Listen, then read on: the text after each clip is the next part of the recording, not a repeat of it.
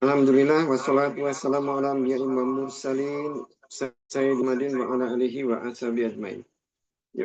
Kita lanjut ya belajar terjemah Sahih Bukhari.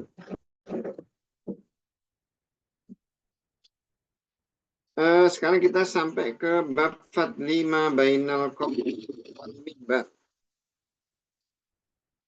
A'udzubillahi minasyaitonir rajim. Bismillahirrahmanirrahim. Babun bab fadli keutamaan ma yang baina antara al-qabri kubur wa dan al-mimbari. Hadasa telah menceritakan kepada kami Abdullah ibnu Yusuf. Akhbaro telah mengabarkan kepada kami Malik an dari Abdullah ibnu Abi Bakar an dari Abbas ibnu Tamim. Abad ibnu Tamim an dari Abdullah ibnu Zaid al-Mazini radhiyallahu anhu annasmunya Rasul Allah sallallahu alaihi wasallam qala berbicara dia ma yang baina antara baiti rumahku wa dan mimbari mimbarku raudhah taman min dari riyadi taman-taman al-jannati surga. Hadasa telah menceritakan kepada kami Musaddad an dari Yahya an dari Ubaidillah qala berbicara hadasa telah menceritakan ni kepadaku Hubay ibnu Abdurrahman an dari Habs ibnu Asim an dari Abi Hurairah radhiyallahu anhu an dari Nabi sallallahu alaihi wasallam qala berbicara dia ma yang baina antara baiti rumahku wa dan mimbarku raudhah taman min dari riyadi taman al jannati surga wa dan mimbari mimbarku ala di atas khaudi telagaku. Ini babnya itu adalah bab keutamaan antara kubur dan mimbar. Tapi kalau kita lihat hadisnya itu tidak menyebut kubur sebenarnya, tidak menyebut kuburan Nabi. Tapi kenapa Bukhari menyimpulkan seperti itu? Karena memang Nabi itu meninggal itu ketika meninggal itu dikuburkan di rumahnya. Nah, kenapa Nabi itu dikuburkan di rumahnya? Karena Nabi meninggal di rumah. Jadi ketika Nabi itu meninggal di rumah itu para sahabat itu bingung. Para sahabat itu bingung gimana Nabi. Ini mau dikubur di mana? Dan nggak ada yang berani megang Nabi. Karena mereka kan sangat memuliakan Nabi.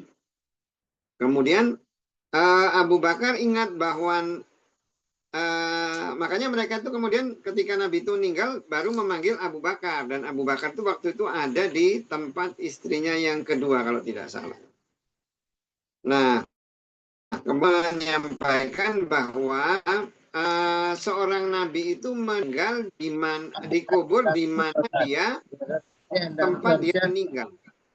Ya sebenarnya nggak terlambat amat. Jadi artinya rumah nabi itu rumah nabi itu bukan bukan masjid. Aslinya rumah nabi itu bukan masjid karena dekat masjid. Nah kemudian setelah Nabi dikubur itu kan nanti kan masjid itu kan diperluas ya. Meluas itu kan ya ke kanan ke kiri karena rumah Nabi itu dulu semua sahabat itu juga ada masjid di situ, mereka semua berlomba-lomba membuat rumah itu sebelah masjid. Ya ini kena gusur semua gitu loh, termasuk juga rumah Nabi. Sehingga mau nggak mau kuburan Nabi itu ada di situ, nggak dipindah. Karena mungkin kalau kuburannya bukan kuburan Nabi mesti dipindah itu. Tapi karena itu kuburan Nabi nggak ada berani yang sahabat yang berani mindah sehingga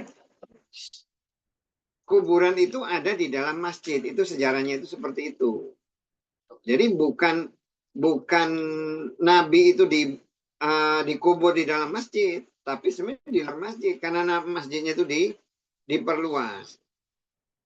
Nah, Nabi mengatakan bahwa antara rumah dia kemudian dengan mimbar dia, artinya dengan masjid itu ada namanya taman surga.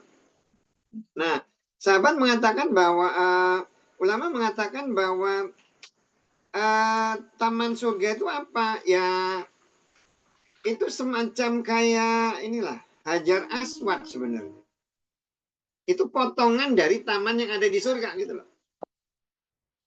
Jadi sebenarnya tidak ada kekhususan atau keistimewaan ketika seseorang itu dia sholat di situ tuh berarti dia nanti akan masuk surga. Nggak ada hadisnya itu yang menjelaskan seperti itu. Apalagi dan tidak ada disunahkan sunahnya sholat di situ tuh tidak ada. Karena dulu itu bukan di situ, bukan masjid. Raudhah itu. Kalau sekarang kan orang mau sebacokan gitu loh, mau sebunuhan untuk sholat di situ gitu loh. Oh ini kan raudhah gitu ya. Kan sama kayak orang sebunuhan mau mencium Hajar Aswad. Sampai-sampai Umar itu mengatakan bahwa kalaulah saya tahu kamu itu batu tidak bisa memberi manfaat dan juga tidak bisa menyulitkan. Kalaulah bukan karena Nabi Muhammad mencium kamu, saya nggak akan mau nyium kamu. Kamu batu kok ngapain saya nyium-nyium gitu loh. Nah sebenarnya raudhah itu sejarahnya itu seperti itu. Hanya kalau di hadis kan karena itu di taman surga itu disebutnya itu potongan dari taman surga, artinya itu kalau Hajar Aswad itu kan dari batu dari surga gitu ya. Kalau ini karena dia potongan dari taman surga ya lebih gede gitu kan ya.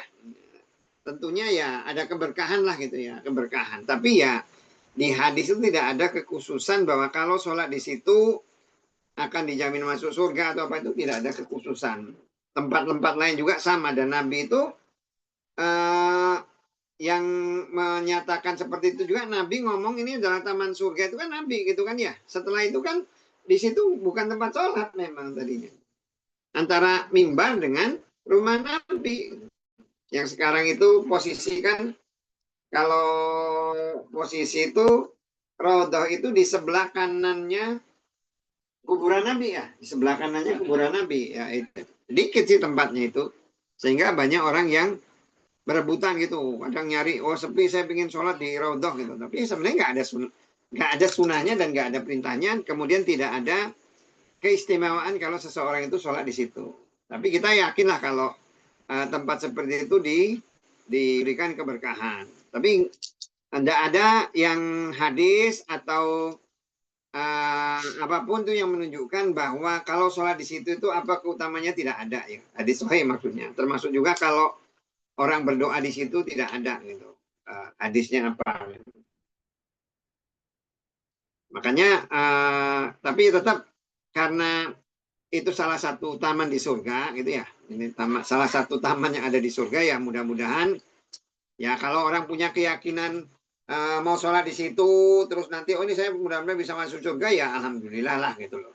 Tapi kalau sampai orang berebut kemudian saling dorong hanya untuk sholat di situ ya bagusnya sih enggak. Sama seperti mencium Hajar Aswad ya. Mencium Hajar Aswad itu sekarang tuh orang kan rebutan, sering dorong-dorongan kayak nggak ada lagi apa itu namanya inamal mu'minul ikhwah itu kan nggak ada sekarang ini kan. Saling menyakiti, saling itu hanya untuk mencium Hajar Aswad. Jadi orang itu kadang meninggalkannya apa melanggar yang wajib gitu ya. Melanggar waktu yang wajib hanya untuk mengejar yang sunnah. Itu karena kedangkalan di dalam ilmunya. Gimana kalau mau sholat di situ ya? Karena di situ sekarang udah bagian dari masjid, ya mau sholat di situ ya bagus gitu aja lah. Karena sekarang itu kan udah bagian dari masjid, sholat di situ Masjid Nabawi ya sudah bagus gitu aja. Apa bedanya dengan yang sebelah lain? Gak ada bedanya, sama aja sebenarnya. Sama aja apa di Raudhah. Kalau dilihat hadisnya. Bab masjid di masjid Baitul Maqdis. Masjid Bait itu rumah, Al-Muqaddis itu yang disucikan. Hadasa telah menceritakan kepada kami Abu Walid. Hadasana telah menceritakan kepada kami Su'ba'an dari Abdul Malik. Sami itu mendengar aku. Qaza'ah nama orang. Maula itu adalah bekas pembantu atau bekas budak yang diperdekakan itu disebut dengan maula.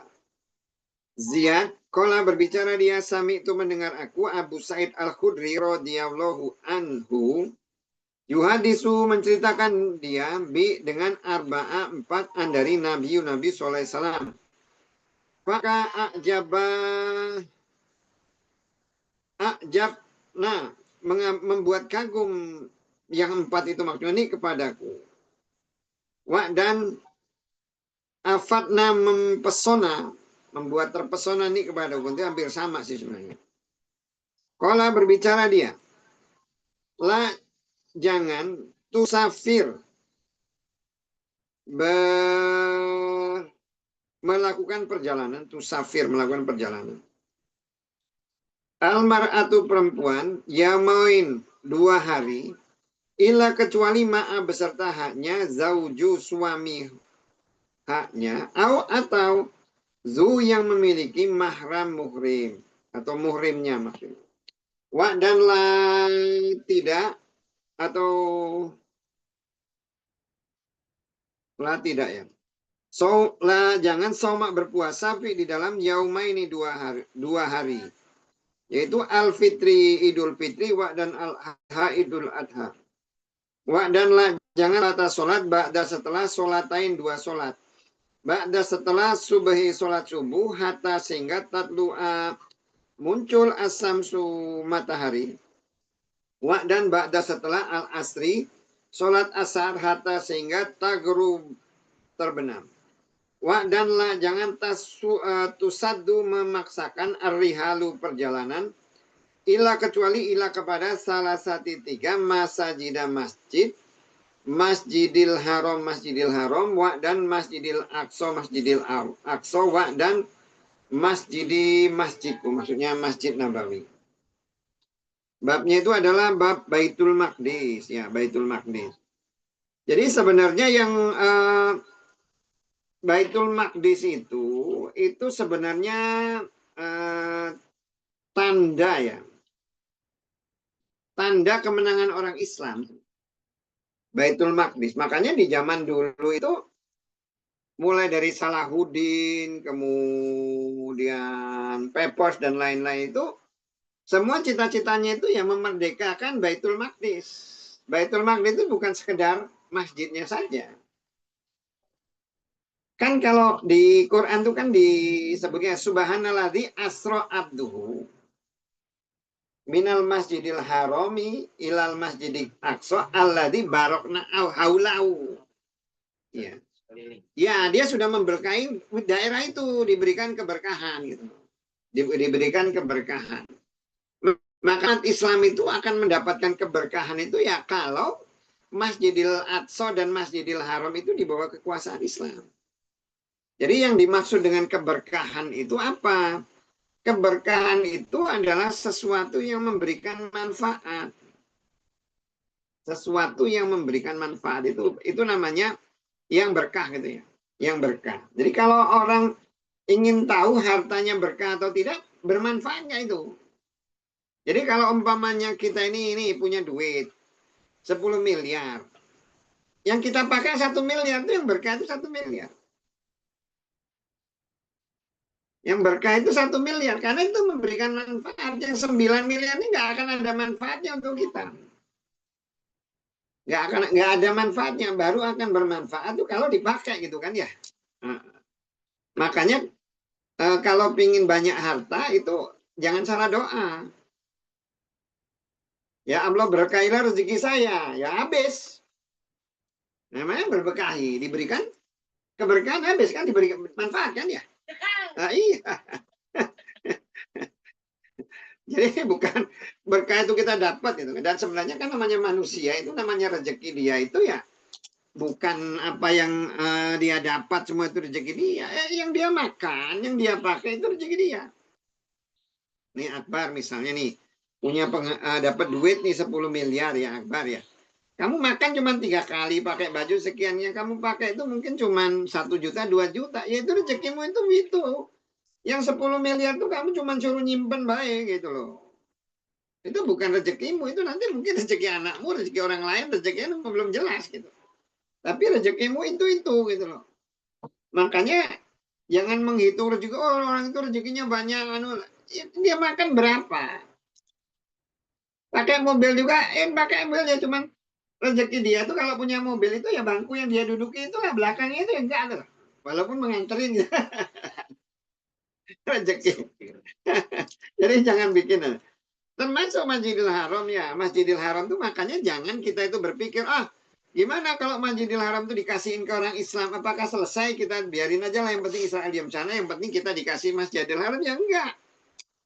Harus semuanya, ya Palestina itulah. Palestina itu semua harus di bawah kekuasaan Islam. Karena apa? Disitulah bukti tegaknya Islam tuh di situ kan. Coba kita lihat ya, kekalahan umat Islam itu terjadi ketika Palestina itu jatuh gitu kan. Turki Utsmani itu kan jatuhnya itu begitu Palestina jatuh, dia jatuh kan. Jadi itu memang lambang kekuatan Islam itu di situ. Makanya orang Islam itu ya harus menguasai Baitul Maqdis ya. Baitul Maqdis dan sekelilingnya itu iya, karena itu tandanya di situ. Tanda bahwa Islam itu menang itu di situ. Tapi kalau selama belum menguasai itu ya belum dan itu kelihatan kan sampai sekarang itu dah. Makanya bagaimana tetap orang Islam itu ya harus menguasai itu gitu loh. Karena sudah disebutkan loh di Quran di Quran bahwa alladzi asra abdihi minal masjidil harami ilal masjidil aqsa kan ya. Itu tempat berkumpulnya para nabi. Nah, kalau itu dikuasai orang lain jadi tempat kemaksiatan malahan. Jadi tempat ibadahnya orang Kristen, ibadahnya orang Yahudi yang mereka itu mensekutukan Allah. Nah, Abu Said Al-Khudri itu ingat perkataan Nabi. Itu ada 4 yang membuat kagum dia. Membuat kagum dia dan heran gitu ya. Kagum dia kok bisa aturannya seperti itu. Yang pertama itu adalah tidak boleh seorang perempuan itu melakukan perjalanan 2 hari. 2 hari tanpa ada muhrim. Kalau hadis ini kan ada yang 3 hari, ada 1 hari, ada 2 hari gitu kan ya, ada 2 hari. Makanya ulama itu berbeda pendapat, tapi yang perlu kita ingat tuh kemarin sudah dijelaskan tentang bab qasar ya, bahwa perjalanan itu adalah ketika yang disebut dengan perjalanan itu adalah ketika seseorang itu keluar dari tempat dia. Keluar dari tempat dia, walaupun nanti ulama itu menentukan ini ya, jarak ada yang menentukan sampai 80 kilo gitu loh. Tapi itu kan ketentuan ulama, bukan ya. Iya, bukan dari hadis gitu loh. Tapi prinsipnya nah, kalau perjalanan itu ya kita keluar dari tempat kita untuk Bali, itu yang disebut dengan perjalanan. Itu yang disebut dengan perjalanan itu. Nah, khusus untuk perempuan, aturan di dalam agama itu tidak boleh pergi tanpa musafir, tanpa ada muhrim. Hanya ulama itu berbeda pendapat terkait dengan perjalanan tanpa muhrim ini. Kalau kita lihat di hadisnya Adi, apakah perintah ini perintah biwairi maksud dengan tujuan atau dengan tanpa tujuan atau bil maksud dengan tujuan? Kalau kita lihat di hadisnya Adi, larangan ini berkaitan dengan keamanan seorang perempuan ketika di dalam perjalanan, sehingga ada ulama yang sebagian ulama itu menyatakan bahwa kalau itu tidak dalam kondisi yang bisa dipastikan aman tanpa ada gangguan, misalnya naik pesawat apa, sebagian ulama itu ada yang mengatakan boleh gitu. Ada yang menyatakan tuh boleh berdasarkan hadisnya Adi. Dari hadisnya Adi Ibnu Hatim itu kan ketika dia baru masuk Islam itu, dia kan Islamnya itu kan agak akhir-akhir ya, agak akhir-akhir, kemudian dia bilangin oleh Nabi, ya Adi, kenapa kamu khawatir masuk Islam? Ya, mungkin kamu sekarang melihat Islam itu lemah, kata dia. Tapi nanti kamu akan melihat bahwa akan tiba suatu masa di mana ketika Islam itu artinya udah kuat, itu kamu akan melihat ada seorang perempuan pergi haji dari Irak itu sampai Masjidil Haram tidak punya muhrim.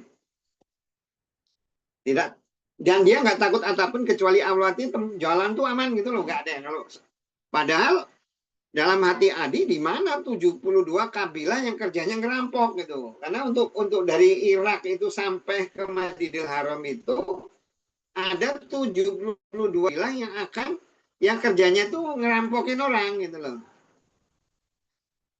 Kemudian Adi diomelin lagi, kamu melihat sekarang orang Islam miskin kemana, tapi kamu akan melihat ada orang yang nanti akan ada masa di mana orang itu mau bersedekah tidak ada yang mau nerima, dan dia udah melihat itu di zamannya Umar bin Abdul Aziz, dia udah pernah lihat itu.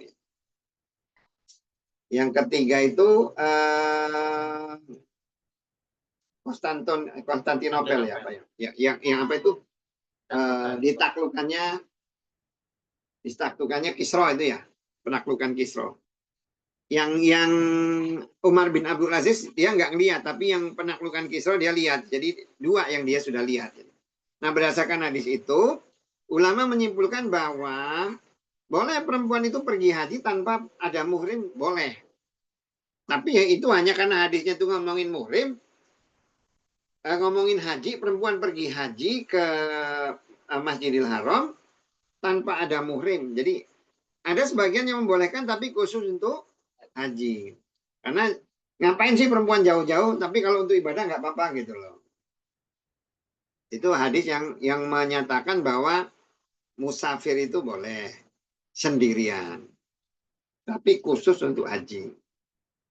Nah, yang lain tuh menyatakan bahwa musafir itu perempuan itu tidak boleh pergi kecuali dia ada muhrim ya. Muhrim itu kan berarti ada anaknya yang laki, ada suaminya gitu kan ya. Makanya tergantung bagaimana pendapat kita. Kalau kita punya keyakinan oh nggak boleh, ya sudah, berarti seorang perempuan itu nggak boleh pergi menjadi musafir tanpa ada muhrim. Nah, hanya ulama membedakan antara musafir dengan perempuan yang musafir. Khususnya misalnya nih kayak perempuan, gimana kalau anak kuliah ke Jakarta? Kalau ulama menghitung dia itu bukan sebagai musafir karena dia akan diem di situ. Jadi kalau saya punya anak kuliah ke Jakarta, dia diem di situ, dia di Jakarta itu bukan sebagai musafir. Tapi ketika dia perginya dianterin harusnya. Kalau kita berkeyakinan bahwa hadis bahwa perempuan itu harus pergi itu harus ada muhrim. Kemudian atau perempuan misalnya kayak saya punya istri, terus istri saya itu kerja di Palembang. Dia sendirian di sana, apakah itu jatuh musafir? Nggak musafir karena dia bekerja di situ. Itu kemarin dari dijelaskan di panjang lebar tentang hadis musafir ya, sudah di bab sebelumnya. Ya, terserah kita mau pakai yang mana gitu ya.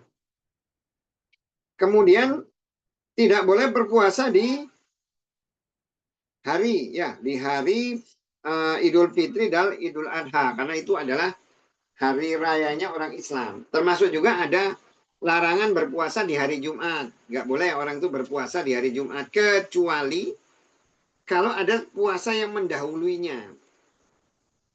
Misalnya nih, saya puasa Daud jatuhnya hari Rebo, setelah hari Rabu hari Jumat kan jatuhnya kan? Ya, iya. Hari Jumat. Makanya ya seperti yang saya sampaikan kemarin kan, orang tuh bagaimana puasa? Ya apakah kalau dia sudah puasa 3 bulan dia perlu puasa Senin Kemis? Ya kalau mau Senin Kemis. Kalau mau 1 bulan 3 hari, nanti ya enggak lah bisa dua-duanya. Ya sudah. Sekarang saya mau nanya, gimana kalau situ puasa Daud terus puasa Senin Kemis juga? Hah? Gimana tuh? Bisa nggak? Gak bisa ketemu. Hah? Kadang bisa ketemu, kadang bisa ketemu, kadang enggak. Iya. Jadi niatnya mau yang mana yang benar? Ya, iya. Ya tapi cuma repotnya kayak gitu kalau orang mau puasa kok dilarang gitu kan ya. Ya, Ya nggak apa-apa lah kalau mau puasa Senin Kamis sekalian puasa. Apa itu namanya? Udah puasa 3 hari, terus puasa Senin Kamis, habis itu puasa Daud.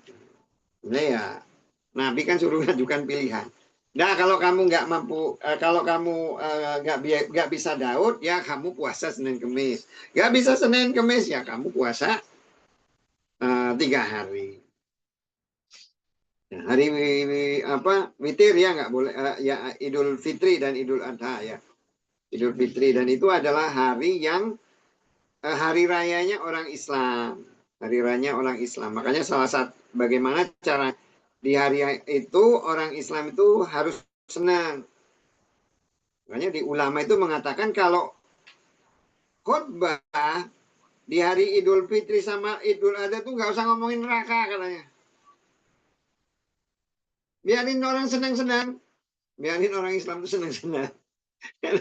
Nanti ngomongin neraka malah nggak bisa menikmati hidup dia. Betul lah senang-senang. Dan tidak ada sholat setelah 2 sholat, yaitu sholat subuh dan sholat asar ya, nggak ada. Jadi sholat sunat itu setelah subuh itu tidak ada sholat sunat, setelah sholat asar tidak ada sholat sunat. Jadi contoh gini, maksudnya gini, ketika saya itu tiba-tiba apa itu namanya,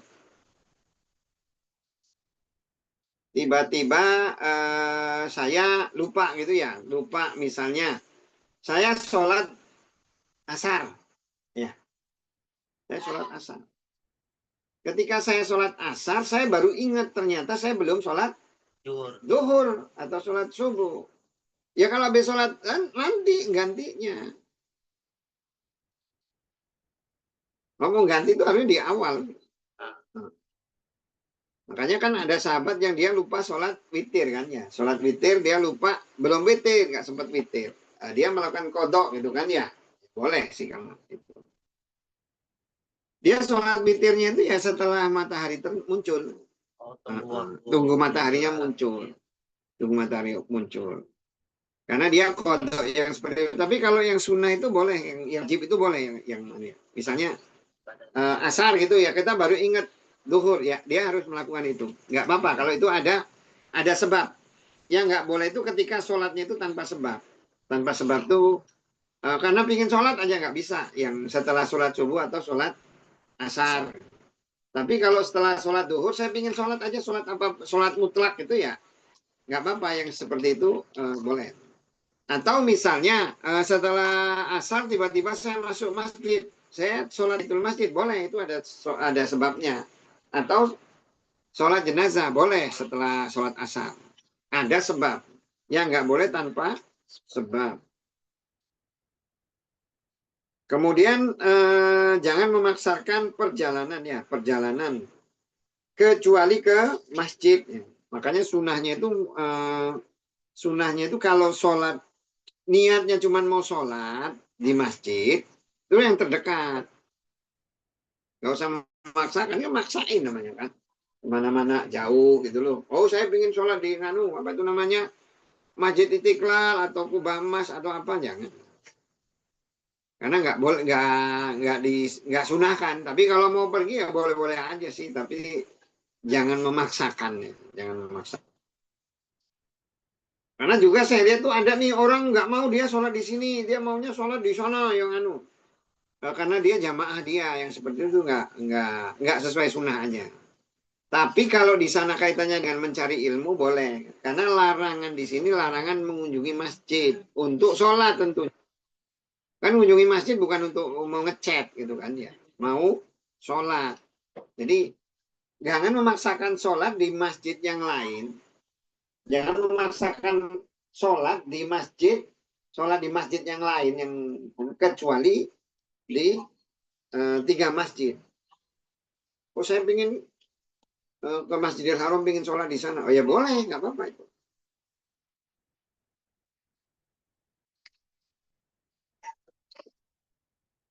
Apa ini bab? Bismillahirrahmanirrahim ya, bab baru ya.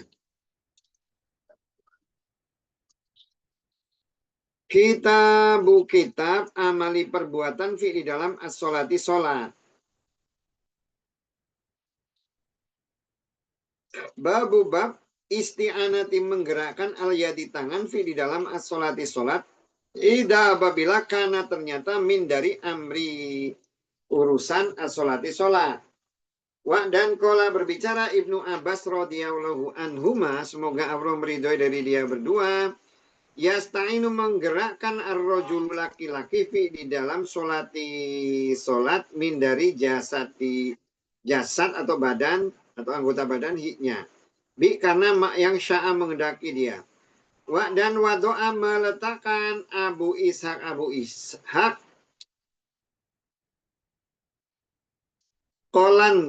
kolan suwanta itu topi atau kopiahnya fi di dalam sholati sholat wa dan rofa'a mengangkat dia badannya.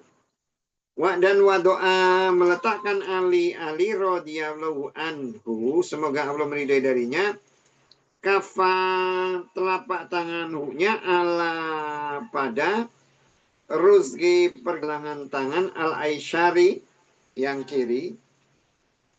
In kalaulah tidak an bahwa ya hukwa menggaruk dia jildan kulit, menggaruk kulit atau yusliha membereskan dia sauban pakaian.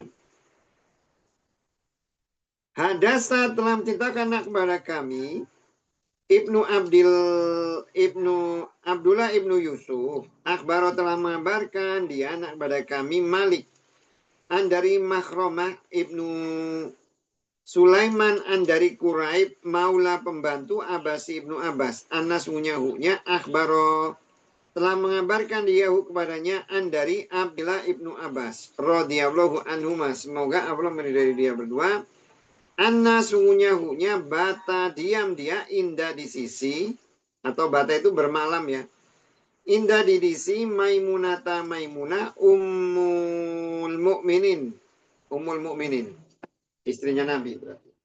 Radhiyallahu anha, semoga Allah meridhoi darinya. Wa dan dia kholatu bibi huknya. Kola berbicara fa maka itoja'tu berbaring aku ala pada ardi bagian yang lebar alwisadati bantal. Wa dan itajo'a berbaring Rasulullah SAW wa dan ahlu keluarga huknya fi di tuli bagian panjang haknya. Pak maka nama tidur Rasulullah SAW hatta sehingga inta sofa pertengahan lailu malam atau qabla sebelum huknya dengan kolilin sedikit atau ba'da setelah huknya dengan kolilin sedikit, maksudnya kira-kira tengah malam lah, bisa sebelum atau sesudah gitu, ba'da kolil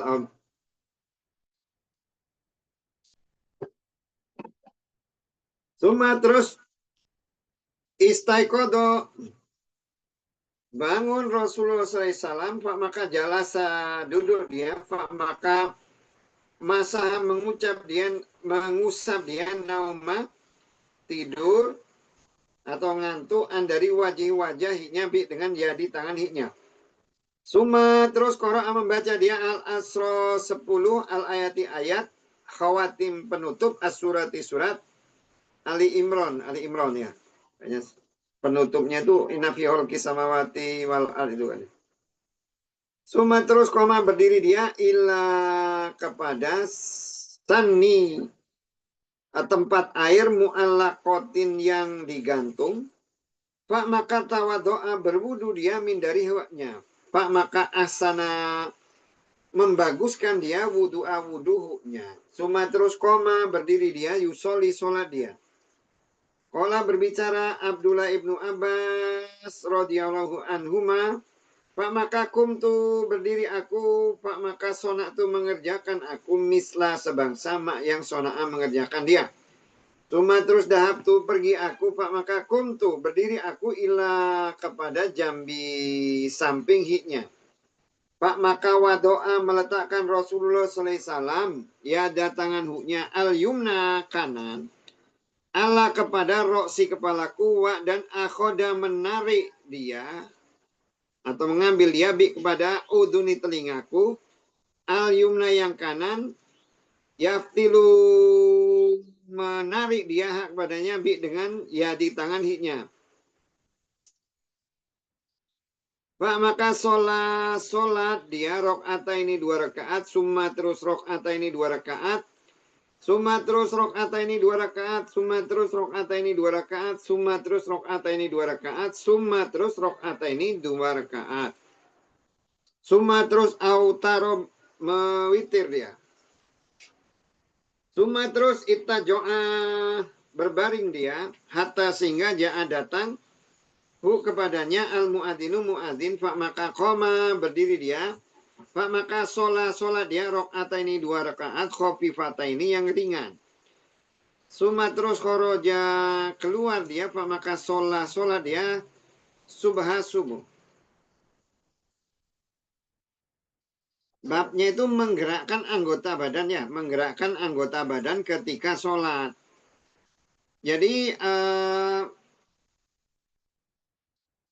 di dalam sholat itu kan ada aturan-aturan yang sudah ditetapkan ya. Gerakan-gerakannya itu apa yang diperbolehkan di dalam sholat. Di bab sebelumnya kita sudah belajar itu aturan-aturan tentang gerakan-gerakan di dalam sholat harus seperti apa. Nah, kalau bab ini tuh berbicara tentang gerakan yang dilakukan di luar aturan-aturan sholat. Nah, apakah gerakan-gerakan seperti itu membatalkan? Kalau menurut hadis ini bahwa gerakan yang tujuannya untuk kemaslahatan sholat itu boleh tidak membatalkan sholat. Bahkan sebagian gerakan-gerakan itu ada yang dia harus menjadi wajib. Tergantung dari kebutuhannya. Tergantung dari kebutuhannya. Jadi misalnya nih, kalau umpamanya kita ada anak. Tahu anak itu lagi kita bawa, kita mau sholat, anak itu mau nyolokin tangannya ke colokan listrik ya, dia harus dianu gitu loh. Yang seperti itu tidak membatalkan sholat. Jangan berhenti sholatnya, tetap di anu aja gitu loh. Kalau mau lebih ekstrim di perang gitu kan ya, perang kan sambil perang itu sholat.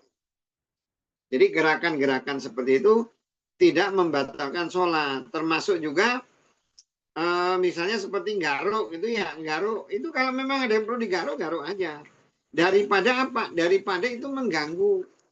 Daripada mengganggu. Kita nahan-nahan nggak mau garuk tapi kita malah jadi fokus. Waduh, nggak tahan gitu ya. Mending garuk aja lah. Atau ada nyamuk yang ganggu ya tempeleng aja nyamuknya, nggak apa-apa. Yang penting itu tujuannya untuk kemaslahatan sholat. Yang nggak boleh itu adalah kalau gerakan-gerakan itu tanpa tujuan. Misalnya pas kamu lagi sholat ada yang nelpon diangkat pula ngobrol ya, yang seperti itu nggak boleh. Tapi kalau ada itu ya apa itu namanya lupa matiin HP, matiin aja nggak apa-apa karena itu nanti mengganggu ya. Jadi intinya kalau satu kegiatan itu atau gerakan itu dilakukan untuk kemaslahatan sholat itu boleh. Nggak masalah itu ya, nggak membatalkan sholat. Nah di hadis ini sudah berulang kali ya, banyak sekali ya, diulang-ulang di setiap bab, di mana Bukhari itu mengambil pelajaran dari hadis ini. Nah di hadis ini ceritakan tentang Ibnu Abbas yang menginap di rumah Nabi. Dia nginap di bagian, dia tidur barangnya itu di tempat yang tidurnya itu di bantal, tapi bantal yang bagian besar. Kemudian yang ini tuh bagian lebar. Kayaknya kalau kita lihat di sini yang bantal itu jadi satu ya berarti ya. Bantal itu untuk banyak, bukan satu-satu kayak kita ini sekarang ini. Tapi ya itu yang bantalnya Nabi ya seperti itu ya bantalnya. Nah, panjang dia di bagian yang lebarnya, dia yang Nabi di bagian panjangnya. Tapi itu cuma satu. Kalau kita kan beda lagi. Malah kalau Indonesia itu ada bantal guling ya, bantal guling. Nah, canggih Indonesia.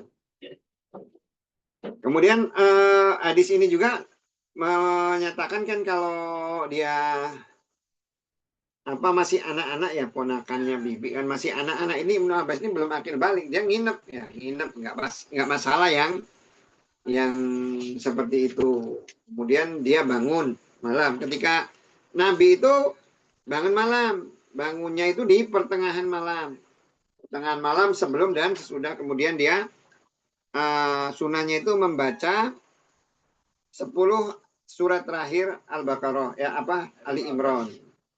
Tapi nanti di hadis yang lain, nah makanya gini, kalau umpamanya kita bicara hadis ya, itu banyak gitu loh. Apakah sunahnya itu membaca 10 terakhir surat Ali Imran? Ya itu di hadis ini sunahnya. Tapi nanti kalau yang di hadis yang tahajud kemarin kan, Nabi kan doa ya. Allahumma lakal hamdu anta qayyimus samawati wal ard wa ma bainahuma. Lakal hamdu lakal mulku samawati wal ard wa ma bainahuma. Lakal hamdu anta mulku samawati wal ard wa ma bainahuma, gitu kan ya? Ya. Dan sampai anta hak wa nabiyuka hak wa kitabul hak wa jannatukal hak. Nah, itu kan itu salah satu sunah yang lain. Bisa dua-duanya ya, nggak apa-apa lah. Nggak apa-apa, boleh aja sih. Mau dibaca dua-duanya, kita baca Inna fi Olki juga boleh, atau itu juga boleh. Karena itu dilakukan oleh Nabi. Tapi bahannya kadang baca ini, kadang baca ini. Kan sama kayak Allahumma ba'id baini gitu ya. Itu kan doa kita juga kan. Allahumma ba'id baini. Nah, kita tahu kapan Nabi membaca Allahumma ba'id baini. Allahumma ba'id baini itu Nabi itu bacanya itu biasanya di sholat yang siang. Kalau di sholat yang malam tuh wajah tuh gitu, atau kabiro gitu. Tuh, contohnya seperti itu. Nah, ketika Nabi sholat dengan air yang digantung, artinya Nabi itu wudhu itu pakai air tuh nggak banyak. Kebayang lah. Tapi hebatnya agama Islam itu ya.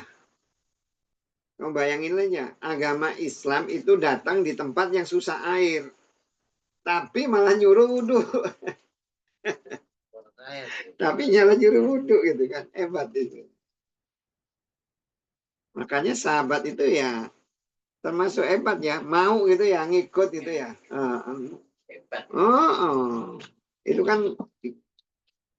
Itu kan pengorbanan itu loh.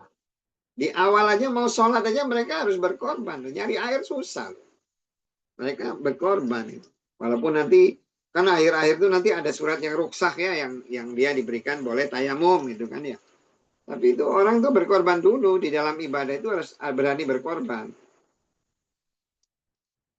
Tapi wudhunya Nabi itu sedikit ya. Air wudhunya itu sedikit. Makanya kita termasuk alhamdulillah air banyak. Nah, Nabi sholat malam. Ketika Nabi sholat malam, Ibnu Abbas itu sama, bangun malam-malam anak kecil, duduk di samping Nabi, sebelah kiri. Oleh Nabi itu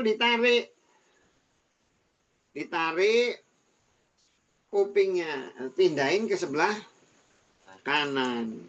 Jadi itu berdasarkan hadis Jasir itu, dasarnya itu bahwa boleh jamaah berdua saja boleh. Kalau jamaah berdua aja di sebelah mana? Kanan. Ke belakang enggak? Rata. Iya. Jadi rata, kanan kiri itu sama. Kalau orang kan ada yang belakang beda dikit ya, enggak, sebenarnya rata. Yang benar itu rata. Terus ini jaga juga dasar bahwa orang itu kalau dia sholat sendirian, kemudian kan sholat sendirian kan nggak niat jadi imam gitu ya, tiba-tiba ada yang ikut tuh boleh seperti itu. Walaupun ini ada juga yang berpendapat nggak boleh. Itu bolehnya hanya di dalam sholat sunat. Dasarnya apa? Ya dasarnya Nabi itu kan sholat malam. Ibnu Abbas ngikut itu gitu loh. Ada yang berpendapat seperti itu. Tapi jumhur ulama mengatakan boleh. Mau sholat wajib ataupun sholat sunat nggak masalah. Nggak masalah. Kalau ada apa itu namanya orang makmuman ya berarti dia dijadikan imam. Gimana kalau umpamanya kita tiba-tiba lagi sholat sunat, orang mengira kita lagi sholat wajib, kemudian orang itu ngikut kita, nggak masalah. Kita kan sama-sama sholat, hanya bedanya kalau kita mungkin sholat sunat, makmum kita sholat wajib karena dia nggak tahu gitu loh, kecuali dia tahu, lain masalah itu. Tapi kalau dia nggak tahu mau ngikut aja diperbolehkan, nggak masalah gitu, karena kewajiban makmum itu sebenarnya kan ngikut imam, bukan masalah memenuhi rukunnya itu. Kewajiban itu cuma ngikut imam aja kalau udah sholat itu tuh, cuma ngikut imam aja. Karena ketika nanti gerakan-gerakannya itu kadang dia misalnya dia datang di pas tahiyat awal itu bagi dia kan tidak ada gunanya. Misalnya dia 4 rakaat, nanti dia akan melaksanakan 3 tahiyat kan, berarti kan. Pertama ngikut imam, kedua imamnya 2 rakaat udah selesai kan, dia cuma dapat 2 rakaat. Nanti dia ikut tahiyat. Nanti dia ngulang lagi, berarti kan tahiyatnya 3, nggak masalah yang seperti itu. Jadi boleh seseorang itu menjadi tiba-tiba niatnya bukan imam kemudian dijadikan imam, itu nggak masalah ya, baik itu sholat wajib atau apa. Tapi hadis ini menunjukkan bahwa orang itu boleh melakukan pergerakan dengan tujuan untuk kemaslahatan sholat. Kemudian Nabi sholat 2 rakaat. Ini berapa kali itu? 2 rakaat, 2 rakaat, 2 rakaat, 2 rakaat udah 6. 2 rakaat 8, 2 rakaat 10, 2 rakaat 12 kan ya. Terus witir 1, berarti 13 rakaat. 13 rakaat, tapi nanti di hadis Aisyah mengatakan Nabi itu tidak pernah sholat sunnah di atas 11 ya. Iya, di atas 11 kata Aisyah. Kata Aisyah itu, makanya ya ketika kita baca hadis itu, kata Aisyah itu ya sepemahaman Aisyah. Karena dia ketika dengan Aisyah itu dia tidak pernah sholat di atas 11 rakaat. Sehingga ulama itu menyatakan bahwa ya prinsipnya sholat sunat itu ya tadi ya nggak masalah dibatasin. Mau berapa, mau yang kayak 23, apa Nabi mengerjakannya 23 ya enggak. Tapi itu kan Umar melihat umat Islam itu dia lemah gitu, semakin lemah imannya, semakin lemah, udahlah kalau suruh sholat ngikut Nabi 11 rakaat tapi panjang, nanti banyak keluhan lah, capean. Kan memang lebih capek itu ya, lebih capek Diri diem. berdiri diam. Coba bayangin umpamanya kita sholat dari jam 1 sampai jam 3. Nah, bayangin aja gitu. Sholat dari jam 1 sampai jam 3. 2 rakaat itu lebih melelahkan, itu 2 rakaat daripada kita sholat 12 rakaat atau 50 rakaat. Di situ ada duduknya kan, duduknya banyak kan ya, tahiyatnya ada macam-macam. Sholat tarawih di Darupatan sampai ketiduran. Patah ya nggak apa-apa sih di anu. Yang penting jangan di pinggir masjid, pinggir jalan.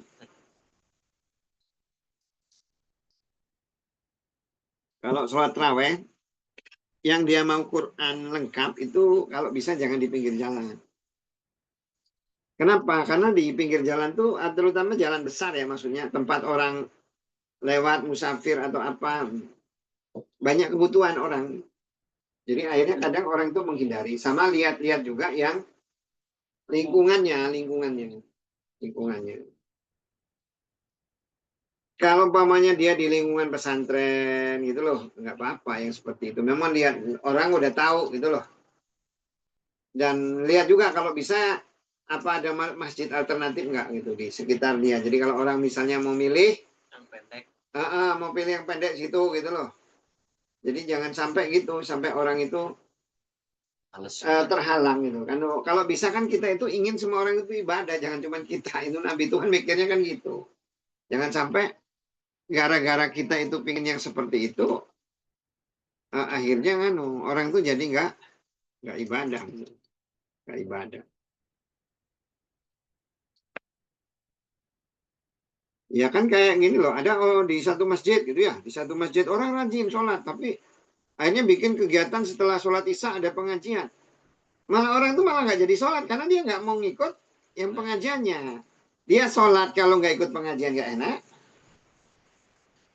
Ya, Dia sholat, mau nggak ikut pengajian nggak enak. Akhirnya dia udahlah nggak sholat aja lah. Karena tahu malam itu ada pengajian. Ini repot. Babu bab ma yang yunha dilarang min dari kalami ucapan fi di dalam as-sholati sholat. Hadasa telah menceritakan kepada kami Ibnu Numair. Hadasa telah menceritakan kepada kami Ibnu Fudail. Hadasa telah menceritakan kepada kami Al-A'masu A'mas an dari Ibrahim an dari Al-Qama an dari Abdillah radhiyallahu anhu. Qala berbicara dia. Kuna ternyata kami nusalli memberi salam kami pada Nabi sallallahu alaihi wasallam wa dan wa di dalam as-sholati sholat. Pak maka yarudu mengembalikan dia atau menjawab dia ala kepada anak kami. Pak maka lama ketika rojakna kembali kami min dari indisisi Najasi itu raja Ethiopia ya. Salamna memberi salam kami ala kepadanya, Pak Makalam tidak yarudu menjawab atau mengembalikan dia ala kepada anak kami. Wa dan kola berbicara dia inna sungnya fi di dalam as-sholati sholat suglan kesibukan. Sibuk.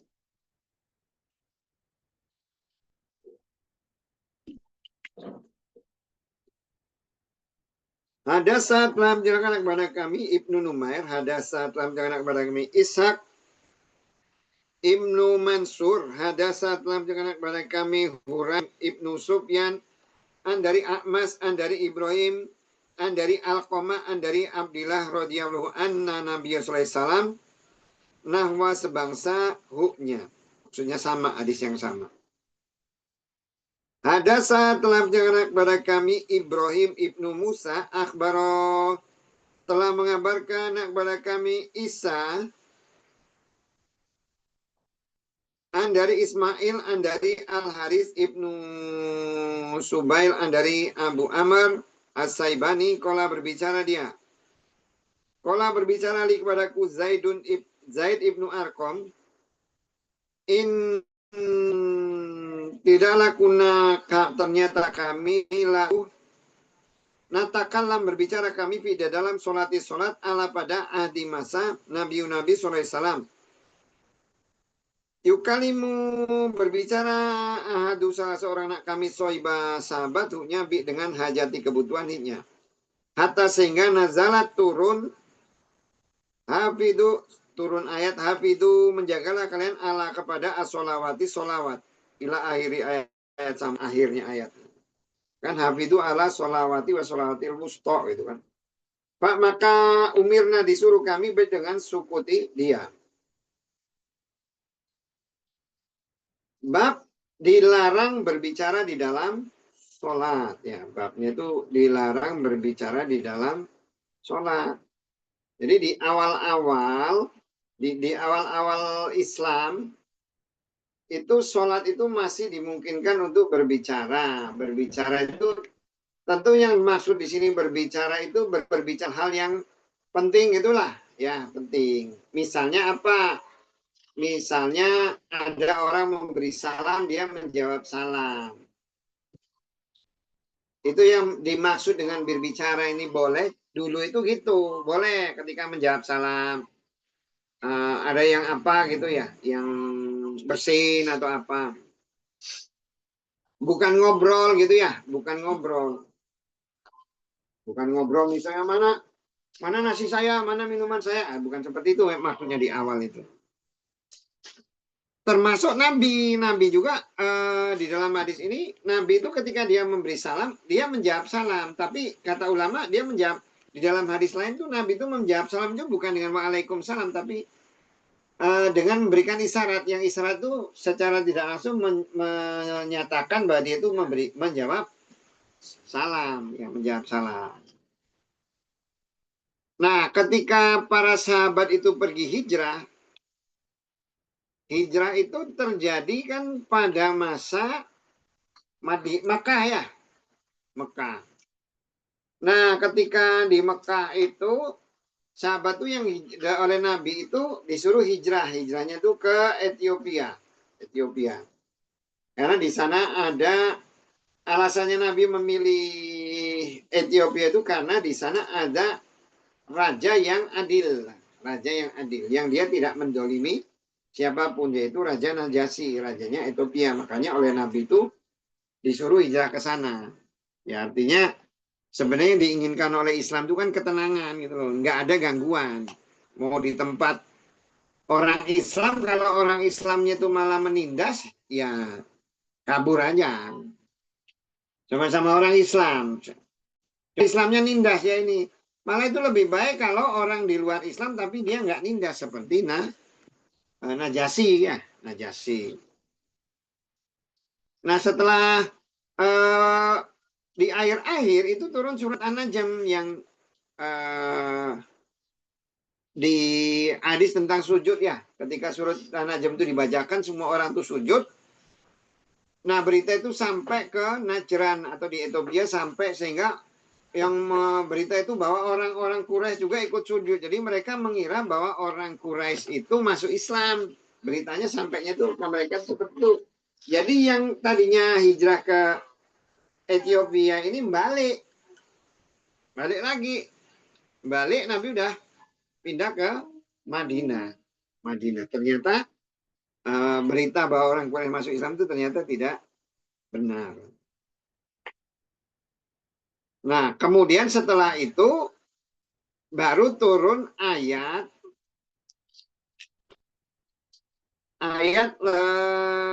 hafidu ala sholawat. Tapi sebenarnya kalau menurut ulama bahwa ayat hafidu ala sholatil ini nggak ada kaitannya dengan boleh tidaknya bicara. Ini ceritanya itu tentang lain karena ini kalau ini ayat mansukh gitu ya, ayat yang menghapus sesuatu kan berarti harus ada ayat sebelumnya yang menyatakan bahwa sholat itu boleh gitu bicara. Kenapa orang itu tidak boleh bicara di dalam sholat? Karena di dalam sholat itu ada kesibukan. Nah kesibukan itu apa maksudnya? Iya, kita ini lagi ngobrol, itu kan ada kesibukan, kok malah ngobrol sama yang lain gitu loh. Karena di dalam sholat itu yang diperbolehkan itu hanya bacaan sholat, kemudian bacaan tasbih gitu ya. Yang boleh kan seperti itu. Atau doa. Ucapan selain itu tidak boleh. Ucapan selain itu tidak boleh. Kayak waalaikumsalam. Waalaikumsalam itu kan bukan termasuk tasbih kan. Bukan termasuk tasbih, bukan termasuk tahmid, bukan termasuk tahlil atau apa yang itu diperbolehkan di dalam sholat. Termasuk juga bacaan-bacaan yang lain, Fatihah atau apa. Sehingga tidak boleh ngomong yang seperti itu tuh dilarang, tidak boleh. Hadisnya itu menjelaskan bahwa larangan awal itu seperti itu. Tidak boleh orang itu berbicara di dalam sholat. Karena kita kan sedang berbicara dengan Allah Subhanahu wa Ta'ala. Makanya sebenarnya itu yang paling utama itu karena kita lagi ngobrol itu kalau bisa ya kita itu memahami. Sholat itu ya kalau bisa itu yang ngerti apa yang diomongkan. Dan yang paling bagus itu ya memang yang ngerti. Kayak zaman sekarang ya kita banyak sekarang tuh orang yang mungkin apa itu hafiz ya, anak-anak hafiz ya. Tapi kan anak-anak hafiz itu kalau dia memang dia bisa bahasa Arab mengerti ya nggak apa-apa, bagus dia kalau jadi imam. Tapi sunnahnya itu kan tetap yang dia memang memahami dan mengerti. Walaupun nggak, apakah harus hafiz ya enggak. Seperti kan kalau dari sahabat itu yang hafiz itu yang diketahui itu cuma Utsman ya.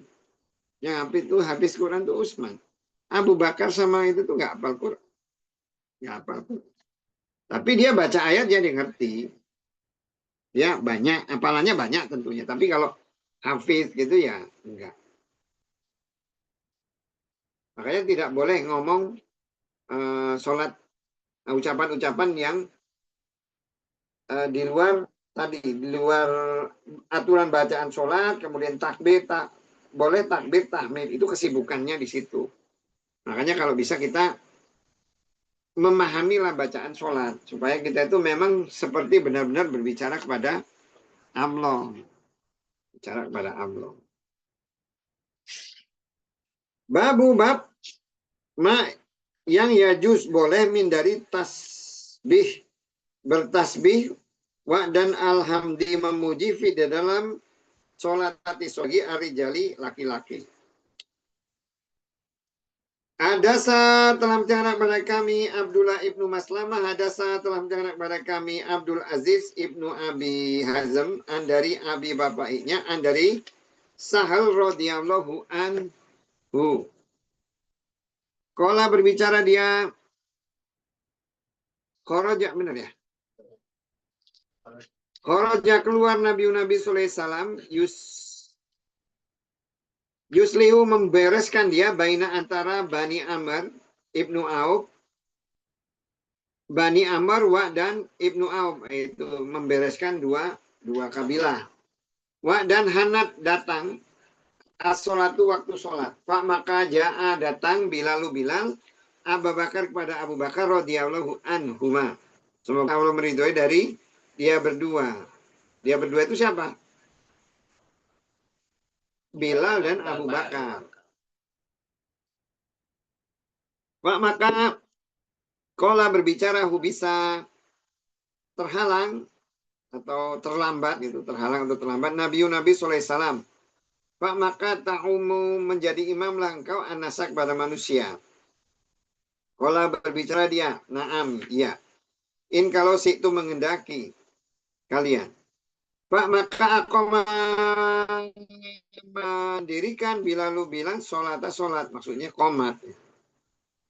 Pak maka taqaddama maju Abu Bakar, Pak maka sholat dia. Pak maka ja'a datang Nabi sallallahu alaihi wasallam. Yamsi berjalan dia di dalam Yusufu fi barisan. Yasuku memecah dia badannya. Syakon dengan memecah hatta sehingga koma berdiri dia di dalam sofi barisan al-awali yang pertama. Pak maka akhoda mengambil atau ya akhoda itu mengambil atau membuat anasu manusia dengan tasbih tepukan. Kola berbicara sahal. Hal apakah tadruna tahu kalian apakah tasbih menepuk itu dia itu tasbih ya menepuk tepukan. Dan karena ternyata Abu Bakar radhiyallahu anhu tidak yaltafit menengok di dalam sholat. Maka lama ketika aksaru banyak iltafata menengok dia ida tahu Nabi sallallahu alaihi wasallam di sofi barisan. Pak maka asar memberi isyarat dia ila kepada hinya makana tempat maksudnya udah diam aja situ kan, maksudnya jangan pindah. Pak maka rofa'a mengangkat Abu Bakar ya dari kedua tangan hinya. Pak maka hamidah memuji dia Allah. Suma terus roja'a kembali dia kohkoro mundur. Waro'a di belakang huknya. Pak maka taqaddama maju Nabi sallallahu alaihi wasallam. Pak maka sholat dia.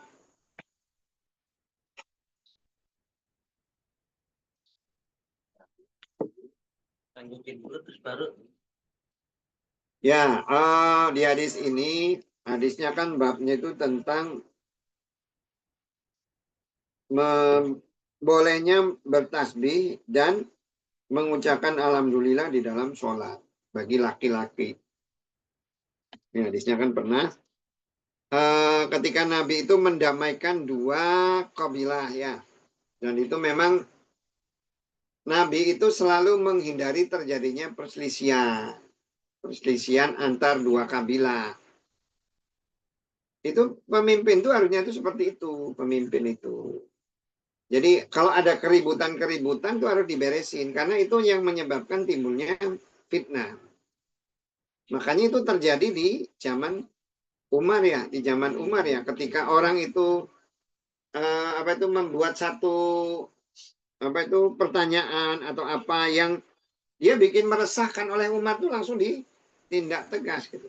Namanya Usaybir ya. Usaybir itu dari Mesir. Dari Mesir itu dia bikin banyak pertanyaan-pertanyaan yang itu bisa mengganggu akidah orang Islam. Misalnya dia salah satunya contoh, dia mengatakan bahwa Nabi Isa itu akan kembali nanti di akhir zaman. Nah, sedangkan Nabi Muhammad itu kan lebih mulia daripada Nabi Isa. Ya. Harusnya ya dia balik juga.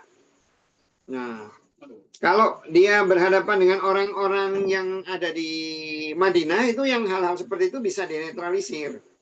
Tapi ketika hal itu terjadi di Mesir, ulamanya kurang, itu bikin ribut. Nah, itu sampai kepada Umar. Oleh Umar itu dipanggil itu Suhaibir. Dia ngomong ke gubernur Mesir, tolong bawa ini.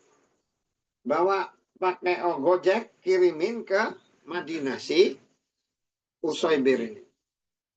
Jadi oleh Nabi besok dikirim Usaibir itu. Ditanya penjaganya, mana Usaibir? Oh itu ada, udah dibawa. Ya, kalau kamu nggak bawa, kamu gantinya. Jadi ditanya Usaibir. Ya Usaibir, saya dengar kamu banyak pertanyaan ya. Oh iya Amirul Mukminin, saya dengar gini. Nabi Muhammad pokoknya semua yang pertanyaan-pertanyaan yang bikin resah itu ditanyakan sama dia. Ya, tolong dijawab. Kamu ingin tahu jawabnya? Iya. Langsung Umar itu manggil Al-Gujur disuruh dicambuk 100 kali. Apa salah saya? Ya udah disembuhin lagi. Seminggu sembuh, panggil lagi. Kamu apa nanya apa? Cambuk lagi. Balik lagi sampai 3 kali. Akhirnya dia ngomong, ya Amirul Mukminin, kalau kamu mau bunuh saya, bunuh saya. Saya nggak tahan kayak gini. Ya udah, kamu masih mau nanya nggak? Mau bikin ribut nggak? Enggak. Ya udah. Jadi itu pemimpin tuh gitu. Jadi sesuatu yang bikin keresahan masyarakat yang memang harus ditindak. Jangan dibiarkan liar sehingga yang terjadi kan perpecahan gitu ya. Umat Islam itu kayak sekarang ini kan antar umat Islam tuh luar biasa tuh, saling jelekkan, saling memusuhi, saling Innamal mu'minul ikhwah itu udah nggak ada lagi sekarang itu. Nggak ada. Kenapa? Ya pemimpinnya nggak mikirin sampai ke situ. Kalau Nabi 2 kabilah aja ribut, didamaikan. Nah di zaman Nabi itu selalu jadi imam. Jadi memang sunnahnya itu yang jadi pemimpin itu jadi imamnya, sunnahnya. Walaupun ada di hadis ini imam itu yang paling banyak hafalannya, paling tua gitu kan, yang paling bagus agamanya. Tapi yang dilakukan oleh Nabi itu selalu jadi imam, dan itu sunnah. Setelah itu gubernur itu jadi imam, Ali juga jadi imam juga. Matinya ketika jadi imam juga kan, Ali ditusuk, kemudian Umar juga matinya ditusuk juga kan ya, sama ya. Sama, termasuk Sa'ad bin Abi Waqqas ketika dia menjadi gubernur Basra, dia juga menjadi imam. Jadi memang kalau mau ngikuti sunnah benar ya sunnahnya yang jadi imam itu ya pemimpinnya. Sehingga Nabi itu telat. Datang orang-orang nyuruh, udah Abu Bakar kamu aja jadi imam. Ya udah kata Abu Bakar. Tahu-tahu begitu dia udah maju, datang Nabi. Nabi itu langsung masuk ke sop. Kebayang nggak? Dari belakang masuk, geser mecah ke tengah, masuk aja ke depan. Nah, kemarin kan ada dibahas ya bahwa hadis yang barang siapa lewat di depan orang sholat itu kan ya. Jadi sutronya imam itu sutro lil makmum kan. Jadi yang boleh lewat di depan imam. Kalau lewat depan makmum itu boleh. Mecah juga ya boleh juga. Kayak makanya kalau umpamanya nih kita itu batal gitu ya, keluar sebenarnya. Cuman kalau zaman sekarang mau diterapkan kayaknya kan banyak yang nggak nyambung juga orang kayaknya. Wah, nggak boleh. Padahal dia malah duduk manis kan di anu. Akhirnya nggak lanjut. Akhirnya dia nggak lanjut, nggak dapat pahala ikut imam. Misa sop ya. Apa? Misa sop ya. Iya. Misa barisan. Geser dikit aja lah. Atau dia lewat di depannya keluar. Nggak apa-apa. Cuman kalau yang sekarang tuh kan pasti sama orang nggak boleh gitu kan ya. Karena hadis tadi bahwa sutrohnya yang tidak boleh tuh liwat itu di depan imam. Kok depan makmum tuh boleh ya, boleh lewat Berarti depan. cuma imam aja dia. Iya, ya nggak boleh imam. Tapi kamu terapkan di sini pasti digebuk orang kamu. Di apa? Madinah pas itu emang pada lewat-lewat juga sih kalau depan makmum itu dia. Iya, nggak apa-apa. Jadi kalau orang Indonesia pasti gini dia. Iya, Pasti. Oh, maksudnya boleh tuh ya. lebih paham lah orang Indonesia katanya. Padahal lebih bego. Padahal lebih bego. Kalau di sana kan, lagi sholat aja kita lewat-lewat. Ya, enggak. Ya adanya ini, Nabi dari belakang mecah ke depan gitu kan ya. Nabi memang nggak boleh dia di belakang. Nggak boleh di belakang. Nah ketika itu kan orang jadi ribut ketika Nabi udah di depan. Semua orang lihat Nabi gitu. Kalau Nabi di belakang kan nggak ada yang ribut. Nabi di depan. Ribut semua orang bingung. Pada tepuk tangan, tepuk-nepuk gini ya. Ada nepuk gitu ya. Abu Bakar tuh nggak terganggu. Saking khusyuknya sholat itu apa. Mau kiamat, mau petir juga kali dia nggak aneh. Emang itu namanya benar-benar itu. Itu bukti bahwa sholatnya Abu Bakar itu luar biasa. Sampai nggak dengar gitu. Tapi karena saking banyaknya akhirnya dia dengar gitu kan ya. Orang tepuk tangan semua. Baru setelah itu dia ngeliat. Dia ngelirik ke belakang. Nah karena ini bawa kitabnya itu kitab pergerakan di luar sholat. Itu menunjukkan bayang seperti itu boleh gitu. Ngeliat ada apa sih kok ribut. Bukan oh imam. Pokoknya nggak mau tahu gitu kan ya. Karena batal nanti menggerakkan. Ya dilihat kalau memang ada sesuatu yang aneh. Apa siapa tahu harimau 3 lagi di belakang. Ya begitu lihat Nabi. Oleh Nabi itu makan atau maksudnya kamu diam aja di situ. Maksudnya dia memberi syarat kamu aja lanjut aja, tapi Abu Bakar nggak mau. Nanti di hadis lain itu dikatakan kenapa kok kamu nggak mau? Katanya tidak layak bagi saya itu apa itu namanya? Bagi saya itu bermakmum di belakang Nabi itu nggak layak. Tapi di hadis lain itu nanti kasih tahu apa kamu tidak tahu bahwa salah satu ciri kiamat itu adalah ketika Nabi itu menjadi makmum. Nabi jadi makmum, harusnya makmum jadi imam. Nabi menjadi makmum. Jadi boleh ya, boleh orang itu melakukan pergerakan. Kemudian tepuk tangan. Kalau mau mengingatkan tuh nanti di hadis lain tuh ada itu bahwa kapan seseorang itu ketika ada laki-laki itu apa melakukan kesalahan tuh harusnya tasbih ya, bukan tepuk tangan. Tepuk tangan itu untuk perempuan ya. Kalau untuk laki-laki ya harusnya mengucapkan tasbih subhanallah.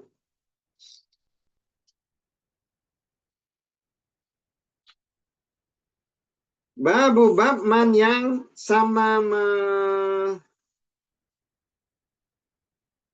menyebutkan kaum atau salam memberi salam di dalam solat ala kepada ghairi selain hiknya muwajahah berhadapan dan huwa dialah tidak ya'lamu mengetahui dia.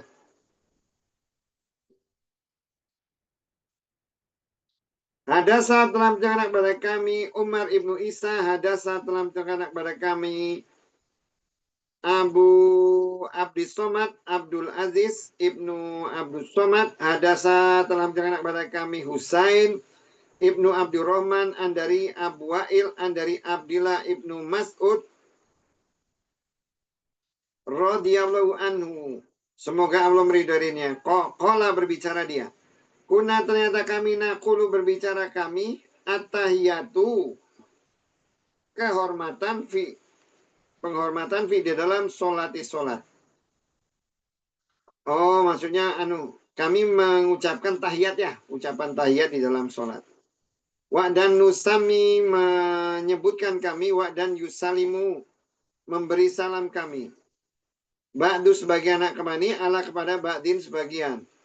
Pak maka sami'a mendengar padanya Rasulullah SAW. Pak maka kola berbicara dia kulu katakanlah at-tahiyatu kehormatan itu li milih Allah wa dan solawatu solawat wa dan atoibatu kebaikan. Assalamu keselamatan Allah kepada engkau ayuha wahai an-nabiyu nabi wa rahmatullahi wabarakatuh. Assalamu keselamatan Allah kepada kami wa dan Allah kepada ibadi hamba Allah as-solihina yang soleh. Ashadu aku bersaksi an bahwa la tiada ilaha Tuhan ilah kecuali Allah wa dan ashadu aku bersaksi atau mengakuilah sebenarnya annasunya Muhammad abdu hambahunya wa dan rasuluhunya.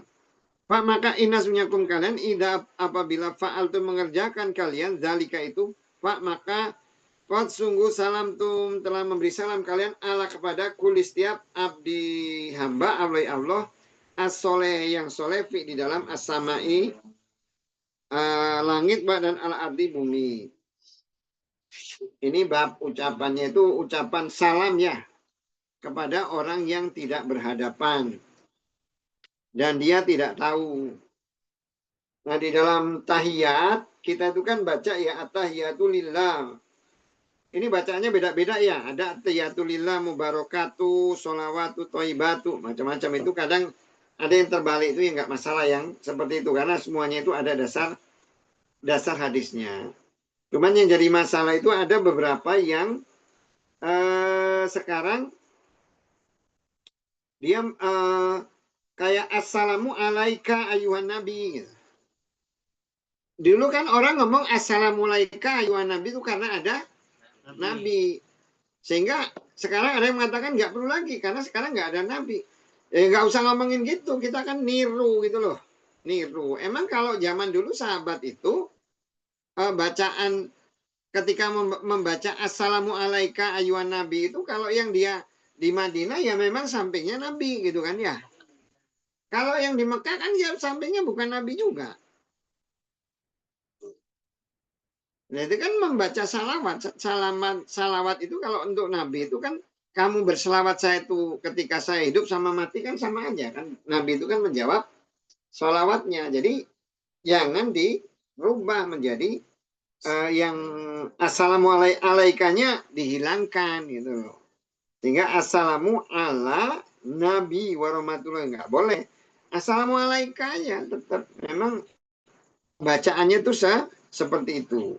Kemudian dikaitannya dengan syahadat asyhadu alla Muhammad Rasulullah, nggak ada Abdullah wa Rasulullah, nggak masalah itu kan. Memang beberapa di hadisnya itu ada seperti itu gitu ya. Nah, itu ada ini adalah bacaan tahiyat ya, tahiyat.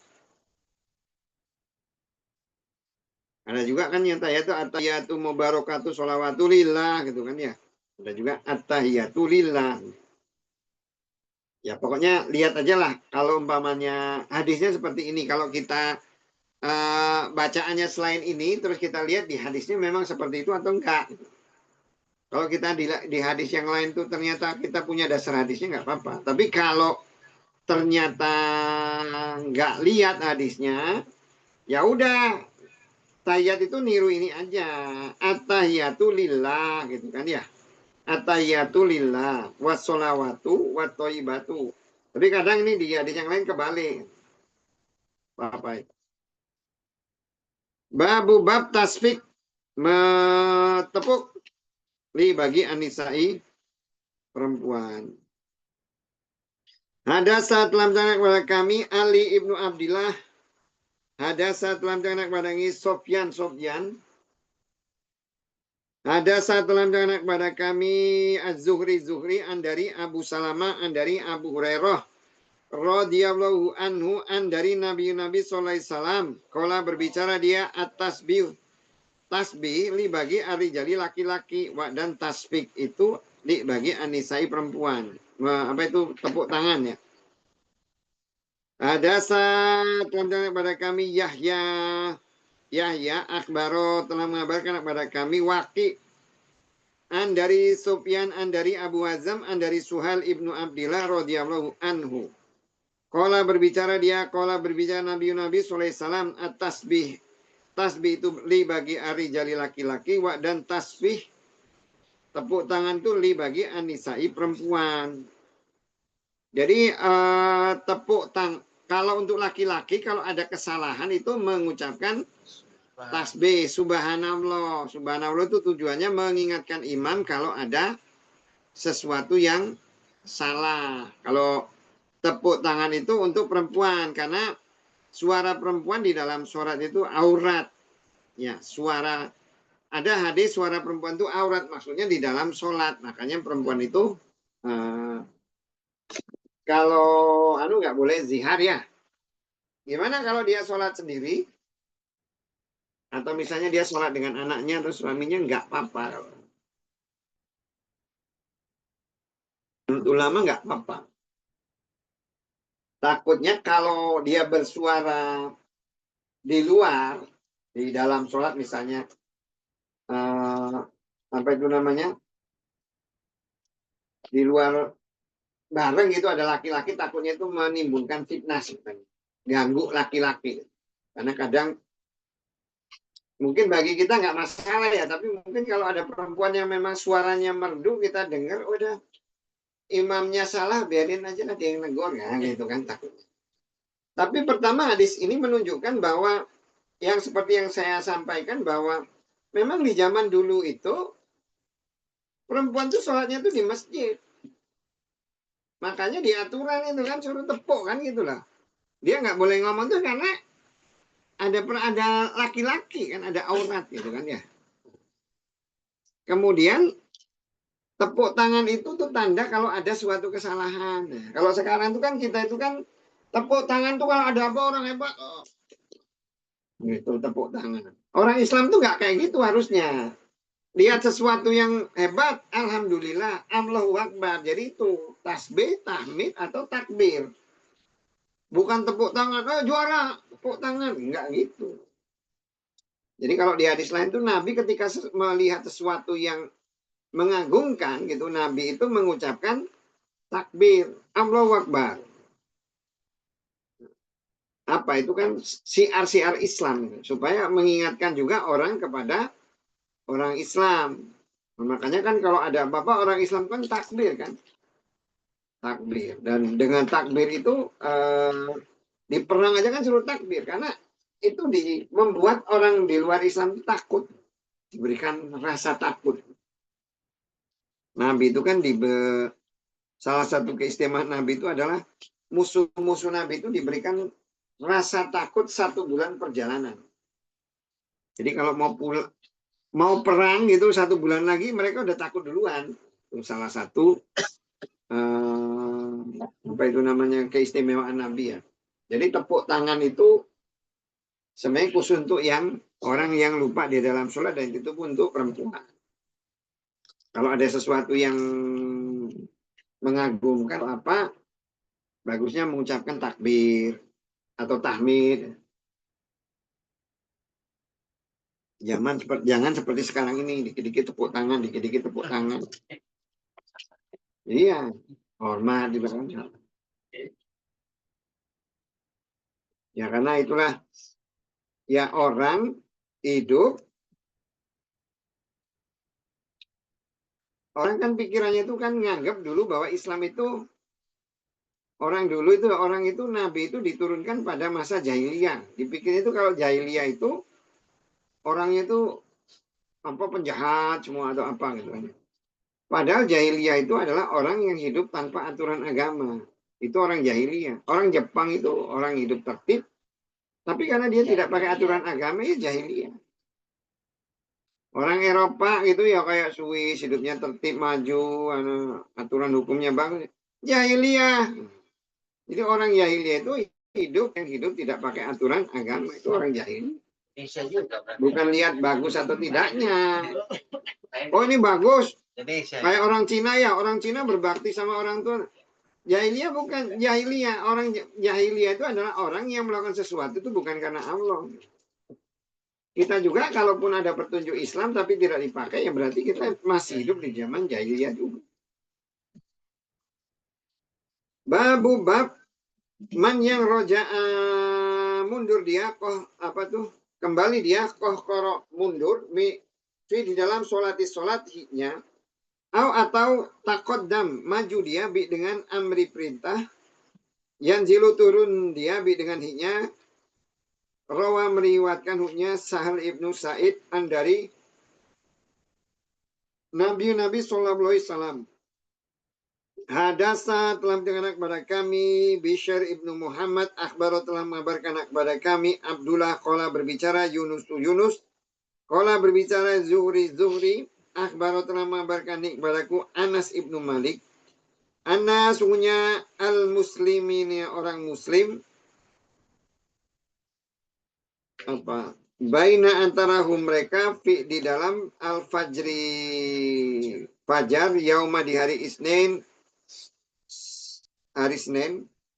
dan Abu Bakar radhiyallahu anhu yusolli sholat dia bi padahi mereka Pak maka faja'a kaget mereka faja'a mengagetkan pada mereka Nabi sallallahu alaihi wasallam Kot sungguh kasafa membuka sitro tirai hujroti kamar Aisyah radhiyallahu anhu.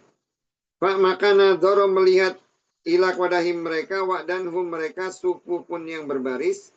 Pak maka tabasama senyum dia yadhak tertawa dia.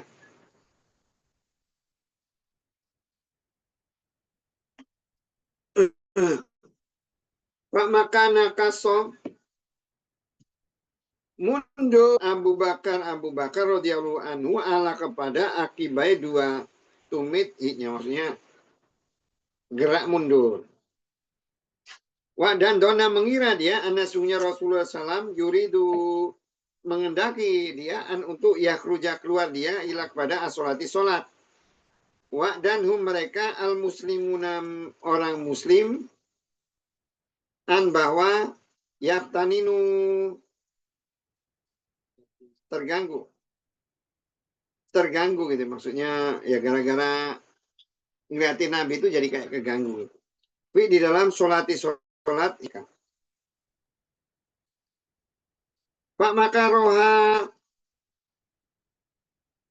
beristirahat atau pergi ya. Dengan Nabi bukan roha ya. Faroha. Faroha itu senang ya. Faroha itu gembira ya. Bukan roha. Faroha. Ya, gembira. Farhan kan gembira. Faroha gembira dengan Nabi SAW hina ketika ro'a melihat mereka kepadanya. Pak maka asaro memberi isyarat dia dengan dia di tangan hiknya. Anaan untuk atimu menyempurnakan sholat maksudnya. Antimu menyempurnakan mereka suma terus dakola masuk dia al-hujrota ke kamar dan arho membiarkan dia as-sitro apa itu namanya? Tirai. Dan tuwfiya diwafatkan dia dalika itu al-yauma hari. Ya Nabi. Jadi kita tahu Nabi itu sakit ya di akhir kehidupannya beliau itu sakit. Nah selama dia sakit itu yang menggantikan itu adalah Abu Bakar. Atas persetujuan para sahabat yang menggantikan itu Abu Bakar. Tadinya Abu Bakar itu tidak mau gitu loh. Tapi itu disuruh oleh Nabi. Disuruh. Nah Aisyah kan tadinya nggak mau. Dia bilang bahwa bapak saya itu orang yang cengeng, baca Quran nangis. Nah ketika ternyata yang gantiin yang lain marah Nabi. Yang gantikan suruh Umar. Nah Umar itu perintah Nabi. Ternyata bukan dimarah dia.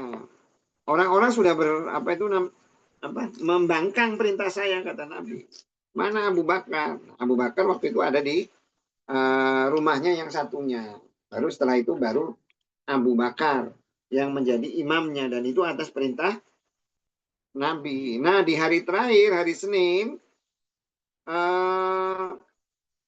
Nah itu buka tirainya, ya buka tirainya, ada kelihatan dia tuh sehat itu, sehingga orang-orang ribut, kemudian Abu Bakar ngelihat, nah dia berpikir bahwa Nabi itu akan mimpin sholat. Taunya Nabi nggak mimpin sholat, dia memberi isyarat kepada Abu Bakar untuk terus meneruskan sholatnya. Padahal Abu Bakar itu sudah mundur. Jadi kalau kita lihat intinya hadis ini, maju mundur di dalam sholat itu tidak membatalkan sholat. Karena itu tujuannya itu untuk kemaslahatan sholat. Kan babnya itu bab cerita tentang pergerakan di dalam sholat. Pergerakan atau perbuatan di dalam sholat. Itu maju mundur tidak membatalkan. Jadi nggak usah khawatir misalnya, oh ini satu orang ini ya, satu orang misalnya batal gitu kan, dia keluar kan dari sholat kan, keluar dari shop ya. Yang lain geser semua nggak apa-apa. Nggak usah bingung seperti maju, yang 1-0 maju nggak apa-apa. Nggak masalah yang seperti itu. Karena tujuannya untuk kemaslahatan sholat. Terus kembali ke Abu Bakar, sehingga setelah Nabi itu wafat, akhirnya para sahabat itu sepakat menunjuk Abu Bakar itu sebagai khalifah. Karena tadinya orang-orang nggak mau gitu ya. Tadinya orang-orang nggak mau. Kenapa? Karena Abu Bakar itu bukan orang Quraisy. Abu Bakar itu bukan orang Quraisy. Nah, cuman orang Ansor tadinya pingin jadi khalifah, yang lain juga pingin jadi khalifah. Nah, kemudian ada satu orang ngomong, kenapa kalian itu ribut-ribut? Oh, yang ngomong itu si Sa'ad ya, ketuanya orang Ansor kayaknya. Kalian itu kan ridho. Ketika Nabi itu sakit, yang mimpin sholat itu siapa? Abu Bakar. Kalian ridho enggak? Iya, ya udah, itu memang udah ditunjuk Nabi, itu aja. Makanya akhirnya semua orang sepakat bahwa Abu Bakar menjadi khalifah.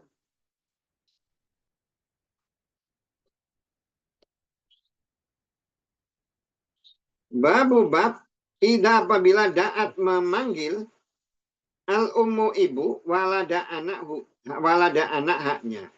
Fi di dalam masolati solat wa dan kola berbicara lais. Hadasa telah menceritakan nani kepadaku. Nah, kalau kita lihat hadis yang seperti ini ya, hadis yang seperti ini, hadis yang seperti itu, satu hadis itu biasanya awalnya itu kalau nggak hadasa, akhbarona, hadasani, gitu ya, akhbaroni, hadasana, akhbarona. Kalau kita lihat hadis wakok dan kolak berbicara itu bukan hadasa. Itu hadis yang seperti itu namanya itu hadis yang mu'alak. Mu'alak itu artinya perawinya itu belum nggak bisa hadisnya itu gantung ini ke siapa gitu. Dari lais itu dapatnya dari mana gitu. Cerita nggak dia ke Bukhari, cerita nggak ke ini. Jadi makanya hadisnya itu mu'alak. Termasuk juga yang kemarin hadis tentang musik itu yang mu'alak juga. Nggak bisa dijadikan dasar hukum ya, dalam Islam, dalam aturan, dalam beragama. Boleh untuk pengetahuan, boleh. Atau untuk pembelajaran. Wa dan kola berbicara lais. Hadasa telah tengani kepadaku Ja'far. An dari Abdurrahman. Ibnu Harmuza. Kola berbicara Abu Hurairah radhiyallahu anhu. Kola berbicara Rasulullah SAW. Nadat memanggil imro'atun perempuan ibna anak haknya. Wa dan huwa dia fi di dalam sauma peribadatan saumati peribadatan. Kolat berbicara dia, ya wahai Juraid. Kolat berbicara dia, Allahumma ya Allah ummi ibuku wa dan solatku. Bingung dia, ibuku atau solatku. Kolat berbicara ya wahai Juraid. Kolat berbicara Allahumma ya Allah ummi ibuku wa dan solati solatku. Qolat berbicara ya Juraid, wahai Juraid. Qola berbicara Allahumma ya Allah ummi ibuku wa dan solati solatku. Qolat berbicara dia ibunya yang ngomong. La tidak mati dia. Juraid hatta sehingga yang durok melihat dia di dalam wajih-wajihinya al mayamis apa itu pelacur. Dan karena ternyata takwi meminta perlindungan ilah kepada sauma di tempat peribadatan hiknya. Ro'ia penggembala menggembala dia algonama kambing. Pak maka waladat melahirkan dia. Pak maka kila katakanlah kepada huknya min dari man siapa hada ini al waladu walad. Qolat berbicara dia min dari Juraid. Nazala turun dia min dari somaati tempat peribadatan hiknya. Qolat berbicara dia. Qola berbicara Juraid. Aina di mana hati ini alati yang mengira kalian anasunya walada anak haknya li punyaku. Kola berbicara dia, ya wahai babus, man siapa abuka engkau? Kola berbicara ro'i penggembala algonami kambing. Ini hadisnya itu sebenarnya hadis muktasar ya, hadis ringkasan. Kalau hadis lengkapnya itu cerita tentang Juraij itu, jadi di Bani Israel itu ada seorang laki-laki soleh itu namanya itu Juraij. Dia itu punya tempat peribadatan sendiri di bukit sendiri, dia ibadah di situ aja kayak apa itu kayak Maryam lah, dia kerjanya di situ ibadah terus. Jadi orang-orang udah terkenal tahu bahwa dia itu orang soleh. Cuman sebagian dari Bani Israel itu ngomong bukan karena dia soleh itu kan karena nggak tahan godaan, ya udah kita goda aja. Nah akhirnya ada seorang perempuan pelacur itu menawarkan diri, nanti saya yang goda si Juraij itu. Nah, dia pura-pura ke sana minta perlindungan, goda Juraijnya tidak mau. Jadi apa yang dia lakukan, dia malu karena dia udah ngomong ke warga bahwa dia itu akan bisa merayu Juraij. Nggak bisa dia pergi ke penggembala kambing terus dia bersetubuh, akhirnya dia hamil punya anak. Nah, ketika dia punya anak ditanya oleh warga, ini anaknya siapa? Di perempuan itu ngomong anaknya Juraij. Akhirnya semua orang datang ke Juraij, tempat ibadahnya dihancurkan, Juraijnya digebukin sampai bengep-bengep. Baru didatengin ini, kamu nih yang berzina. Nah Juraij itu kemudian dia sholat, dia doa, terus dia tanya anak itu, kamu anak siapa? Siapa bapak kamu? Dia ngasih tahu bahwa bapak saya adalah si Fulan. Dia bayinya Juraij itu yang dalam kisah ini termasuk dari 3 bayi yang dia bisa bicara di dalam ketika masih kecil ya. Pertama Ibnu Maryam atau Nabi Isa, kedua Juraij ini, yang ketiga itu adalah ada seorang perempuan ketika lihat orang berpakaian rapi, naik kuda, ganteng, dia ngomong sama bayinya, saya berdoa kamu jadi laki-laki seperti ini. Tapi bayinya menjawab, semoga saya tidak jadi laki-laki seperti itu. Kemudian ketika lihat ada seseorang dia dihinakan, dilemparin ya, dilempar batu, dihina. Perempuannya ngomong, ya Allah jangan jadikan anak saya jadi seperti ini. Kata bayi itu, ya Allah jadikanlah saya seperti orang ini. Karena dia orang yang didolimi. Jadi itu 3 bayi yang bisa bicara di dalam kandungan selain Juraij. Nah dari pelajaran hadis ini pertama itu adalah likul nikmat itu maksud. Setiap nikmat itu dibenci. Ketika orang itu soleh ini Juraij ini kan dia ada di atas sendiri. di bukit dia nggak ganggu orang gitu. Tetap aja ada yang nggak seneng. Tetap ada yang nggak seneng. Ah, sok soleh lah. Makanya sebagian warga Bani Israel itu udah kita goda aja dia. Ini kan sok-sokan aja mau kelihatan soleh, digoda. Dan itu memang akan terjadi seperti itu. Karena apa? Ya masanya setan itu kan akan menggoda umat Islam kan dia. Menggoda manusia itu untuk menimbulkan kebencian. Kebencian antar sesama yang itu jalan setan itu memasukkan manusia itu ke neraka. Kemudian orang itu gampang gitu loh, gampang tersulut. Orang udah tahu kan Jurat itu orang soleh kan ya. Begitu dia melakukan sesuatu yang buruk, orang udah lupa ini kesolehannya. Atau barangkali mungkin kadang orang itu merasa iri kenapa dia bisa soleh, saya enggak, ternyata dia nggak benar juga gitu kan ya. Makanya ketika orang itu soleh, dia berbuat jahat, lebih cepat orang itu nyacinya. Misalnya nih, ada kasus gitu ya di pesantren terjadi perkosaan. Oh, yang ribut banyak benar pasti. Padahal mungkin kasus perkosaan terjadi di mana-mana atau kan di mana-mana. Tapi kalau itu terjadi di pesantren kan enggak, alasannya enggak kan. Udah jiwa manusia itu seperti itu. Kebencian tuh memang pingin apa itu namanya, kebencian terhadap hal seperti itu sesuatu yang lumrah gitu. Karena memang godaan setan seperti itu. Dan manusia itu sering lupa kepada kebaikan-kebaikan orang lain. Kebaikan. Yang dicari itu cuman jeleknya aja.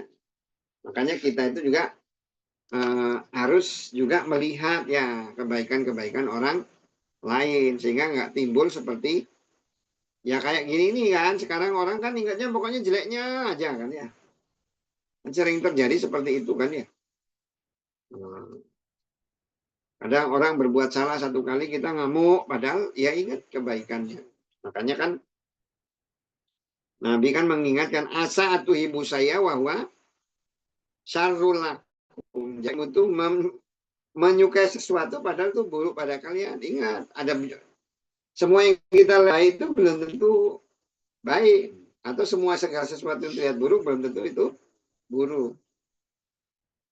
Nah, terus yang kedua, yang lain itu adalah juraij. Juraij ini termasuk orang ahli ibadah tapi kurang ilmu. Kenapa? Jadi kalau menjawab panggilan ibu itu sesuatu yang wajib. Sedangkan dia melakukan sholat sunat. Jadi artinya yang wajib itu harus didahulukan daripada yang sunat. Makanya dia di sana bingung. Ini ibu saya atau bapak saya, apa sholat saya. Kalau dia itu orang yang ilmu, dia tentunya akan tahu bahwa yang lebih utama itu adalah panggilan ibunya. Panggilan ibunya lagi sholat. Tapi kalau di dalam sholat wajib, mana yang duluan? Ya sholat wajib duluan. Nggak boleh dia menjawab ibunya. Tapi kalau sholat dia bisa dibatalkan aja. Ibunya dijawab. Jadi itu karena apa? Ya karena ilmunya ya. Ilmunya kurang. Tapi walaupun ilmunya kurang, tapi karena ibadahnya banyak, oleh Allah itu juraj itu diselamatkan oleh Allah. Karena apa? Keyakinannya kepada Allah. Begitu dia dikebukin, dia langsung nih doa kepada Allah. Tanya bayinya itu, kamu anak siapa? Kan bayi, kan dia tahu bayi itu belum bisa ngomong, tapi dia bisa yakin bahwa bayi itu bisa ngomong. Kenapa? Karena dia keyakin bahwa Allah itu mampu. Allah itu mampu dan dia percaya. Makanya sebenarnya kunci doa itu satu. Pertama itu keyakinan kepada Allah, terus kedekatan kepada Allah. Dua itu terpenuhi, kita mau minta apa aja pasti dikasih. Kita banyak dikasih. Yang masalah itu sekarang kan gini. Yang masalah itu kita dekat juga enggak. Yakin juga enggak. Jadi kalau pas kita mau minta apa terus dapat itu pas kebetulan baik sebenarnya.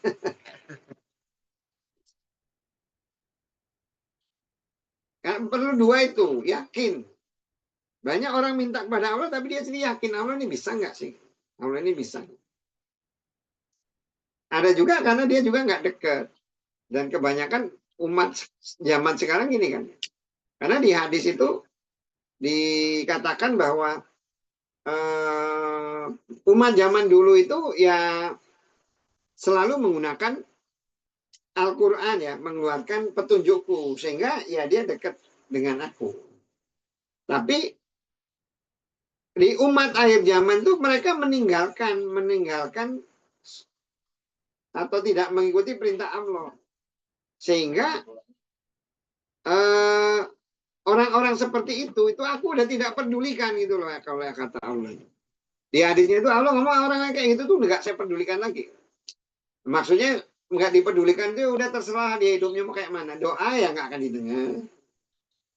Kenapa? Dia hidup tidak pakai aturan Allah.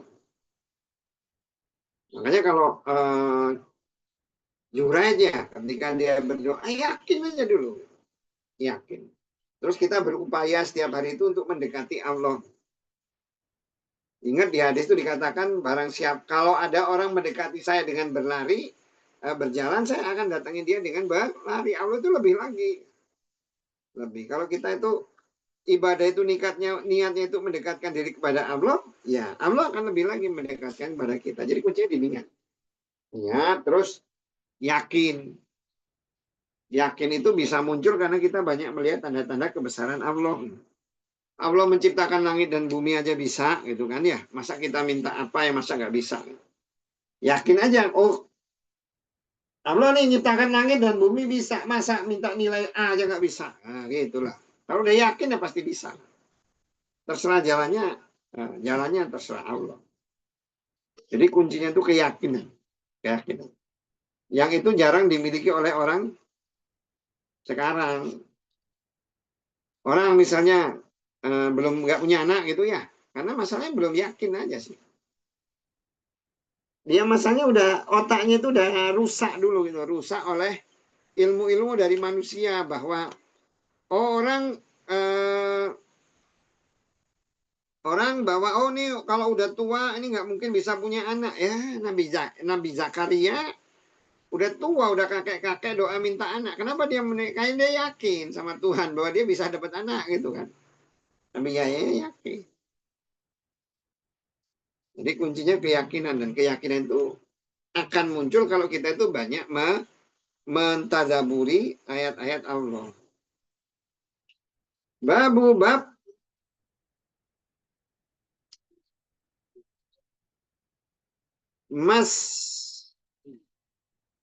Mashi mengusap al-haso kerikil di dalam sholat. Haso itu kerikil atau batu kecil. Hadasa telah menceritakan kepada kami Abu Nuaim hadasa telah menceritakan kepada Saiban dari Yahya dari Abi Salamah qala berbicara hadasa telah menceritakan kepadaku Mu'aikib anna sungguhnya Nabi sallallahu alaihi wasallam qala berbicara dia fi kepada rojuli laki-laki yusawi meratakan dia aturobi tanah haisu di mana yasjudu sujud dia. Qala berbicara dia in kalau kunta ternyata engkau fa'il yang mengerjakan fa maka wahidatan satu sekali aja.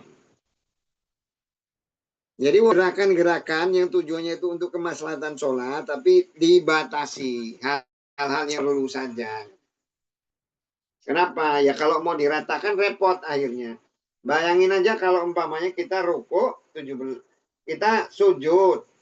Sujud itu kalau sholat 4 rakaat kan berarti 8 gitu kan ya. Nah, kalau mau tiap roh diratain cet 8 kali cet.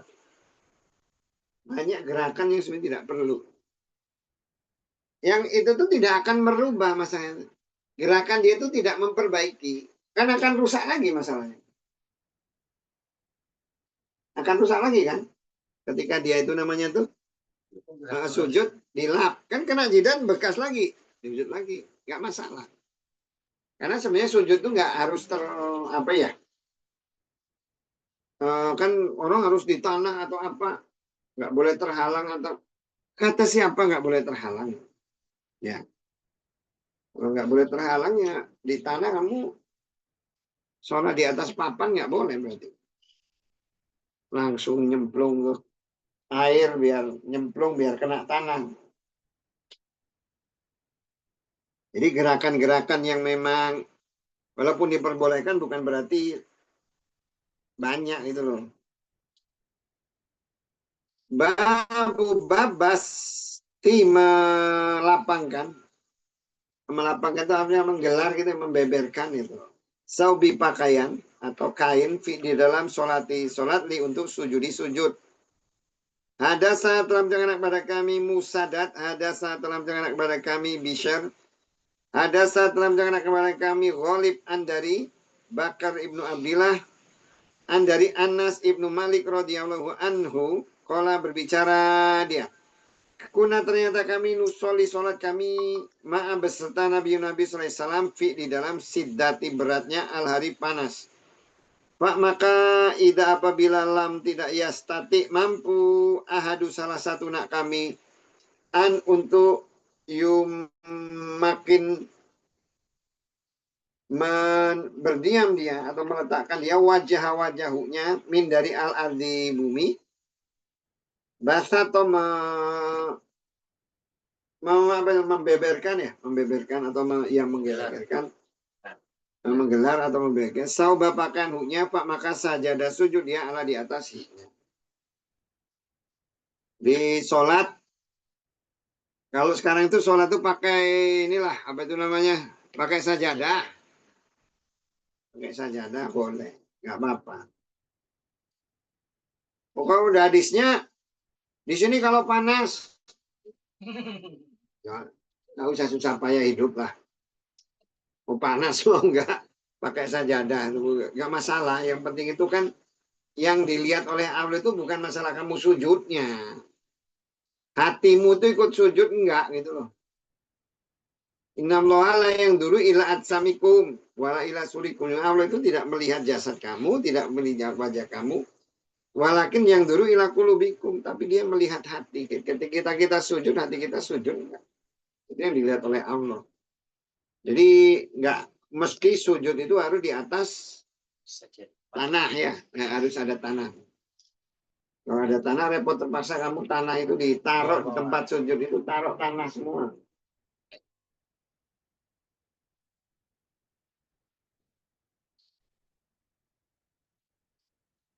Ada pertanyaan? Kalau tidak ada. Kalau tidak ada yuk kita berdoa aja jam 10 udah. Jam 10.